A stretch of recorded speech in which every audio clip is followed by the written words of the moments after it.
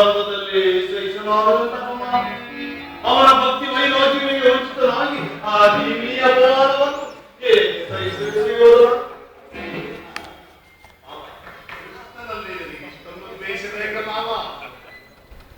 ಕ್ರಿಸ್ತರು ಕ್ಷತ್ರಿಯ ಕುಲದ ಕಳಂಕ ಸ್ವರೂಪ. ಅವನು ಬರೆದ ವರ್ಷದಲ್ಲಿ ಆ ಕ್ಷತ್ರಿಯರ ವಂಶವನ್ನು ನಿರ್ಮೂಲ ಮಾಡಲು ಶಿಶುಪಾಲ ಜರಾಸಂಧ ಅವರೊಂದಿಗೆ ಎಂತಹ ಮಿತ್ರರಾಗಿದ್ದರು. ಕಾರಣವಿಲ್ಲದೆ ಅವರನ್ನು ಸಂಹರಿಸಿದರು. ಕಂಸನನ್ನು ವಧಿಸಿ ಹೊರಳು ಮೊರಳು ಮುದಕನಾದ ಉಗ್ರಸೇನನ್ನು ಆ ನೆಪಮಾತ್ರಕ್ಕೆ ಸಿಂಹಾಸನದಲ್ಲಿ ಕುಳ್ಳರಿಸಿದರು. ಸೋದರರಿಗೆ ಸೋದರ ಪ್ರವರ್ತನಾಗಿ ಮಾಡಿ ಆ ರಾಜಲಕ್ಷ್ಮಿಯನ್ನು ತನ್ನ ಕೈವಶಪಡಿಸಿಕೊಂಡರು. ಇಂತಹವನಿಗೆ ಆ ಮನ್ನಡೆ ಕುರುರಾಜ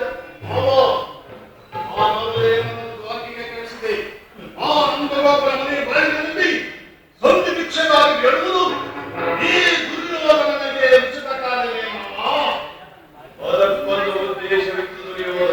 ಏನು ಉದ್ದೇಶ? ಭಾರತರ್ಪಣ ನಿಜರ ಅಲ್ಲವನ್ನು ಕಿತ್ತು ಆ ಬಳಿಕ ಅದರೊಡನೆ ಆಡಬಹುದಲ್ಲಬೇಕು.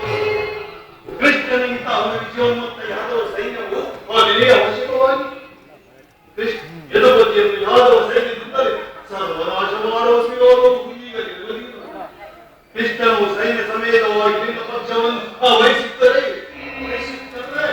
ಅದನ್ನು ನೀನು ನಿರಾಕರಿಸಬೇಕಾಯಿತು. ನೀನು ಬೇಡ ಆ ನಿನ್ನ ಸೈನ್ಯ ಮಾತ್ರ ಬೇಕು ಎಂದು ಆ ನಿಸ್ಸಂತೋಷವಾಗಿ ಹೇಳಬಹುದಾಯಿತು. ಆದರೆ ಅರ್ಜುನನು ನಿನ್ನನ್ನೇ ಸಂಕಟದಿಂದ ಪಾರು ಮಾಡಿದನು. ಕೃಷ್ಣನು ನೀನು ಹೇಳಿದಂತಹ ಪಂಚಕನಿರಬಹುದು. ಆದರೆ ಅವನ ಮೇಲೆ ದ್ವೇಷದಿಂದ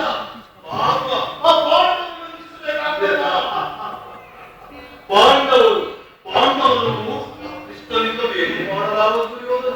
ಅವರೆಲ್ಲರೂ ಕೃಷ್ಣನ ಆಜ್ಞಾದಾರರು.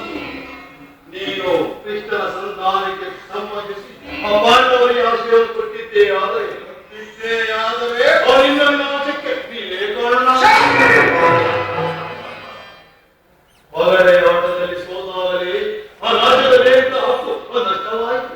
ಪುನಃ ಅವರು ಅದನ್ನು ಹೊಂದುವುದೆಂದರೆ ಪಾಂಡವ ರಾಜ್ಯವನ್ನು ಅಂಬರಿಸುವುದಾದರೆ ಆ ರಣಕ್ಷೇತ್ರದಲ್ಲಿ ಚಲಿಸಿ ರಾಜಲಕ್ಷ್ಮಿಯ ಕೈಗೆ ಮೇಲಿಂದ ಮೇಲೆ ಈ ದೈನ್ಯ ವೃತ್ತಿ ಎಂದು ಸರಿಯಾಗಿ ನಿನ್ನ ಸಲಹೆ ಹೊರತಾಗಿ ಆ ಪಾಂಡವರಿಗೆ ಸೂಚನೆ ಅಷ್ಟು ಮಾತ್ರವಲ್ಲ ದುರ್ಯೋಧನ. ಸಂಧಿಯ ನೆಲದಿಂದ ಆ ಬಾರಿಯೂ ಪ್ರತಿಷ್ಠೆಯನ್ನು ತೋರಿಸುತ್ತಿರುವ ಆ ಕೃಷ್ಣನಿಗೆ ಪ್ರಾಯಚಿತ್ತವಾಗಲಿದೆ. ಈ ವಿಚಾರದಲ್ಲಿ ನನ್ನ ತೋರಿಸಲೇ ಅಯ್ಯ ಆ ಸಮಯದಲ್ಲಿ ವಿಜ್ಞಾಪಿಸಿಕೊಳ್ಳುವುದು